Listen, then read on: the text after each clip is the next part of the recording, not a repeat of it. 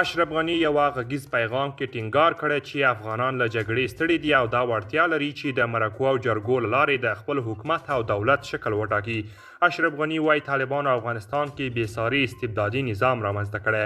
له واکه پرځول شوی افغان ولسمشر محمد اشرف غني وایي اوس تر بل هر وخت ډیر د ملي ډیالوګ پیلولو ته اړتیا ده.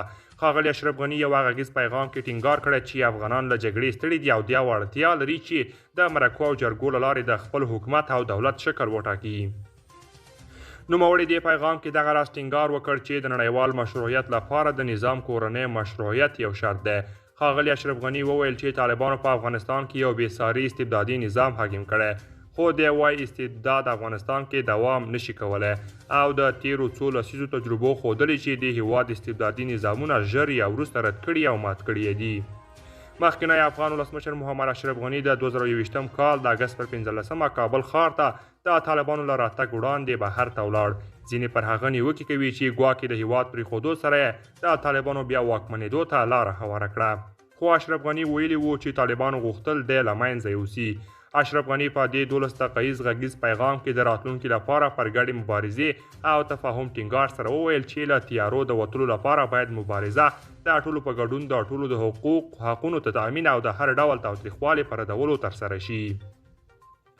نړیواله ټولنه هم د افغانانو ترمنځ د خبرو اترو پلاوي ده او ټینګار کوي چې طالبان باید د دوحې له ژمنې سره سم یو ټولګډونی حکومت رامنځته کړي. محمد اشرف غني د دوحې سولې تړون چې د امریکا او طالبانو ترمنځ لاسلیک شوی یوه معامله وبلله او روان وضعیت یې د همدې تړون او په تیر نظام کې د فاسدو او ښویېدونکو عناصرو د ابن الوقتۍ د مستقیمې پایلې په توګه یاده کړه. مخکینی افغان ولسمشر د طالبانو لخوا د نجونو پر زده کړو بندیز یو ناورین وباله. نوموړي د ښځو پر کار او آزاد ژوند او نجونو پر زده کړو بندیزونه د هغه حق تر پښو لاندې کول یاد کړل. اشرف غني وویل چې له طالبانو له واکمنېدو وروسته د افغانستان تعلیمي نظام د پاکستاني مدرسو د خشک نظام تابع شو او د هغوی پر یوه څانګه بدل شوی.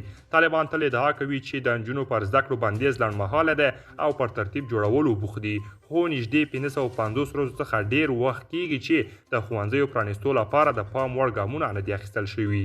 قدرمن دوستان، دا و زموږ د نن ورځې چمتو کلی خبر. تر بیا ښه وخت.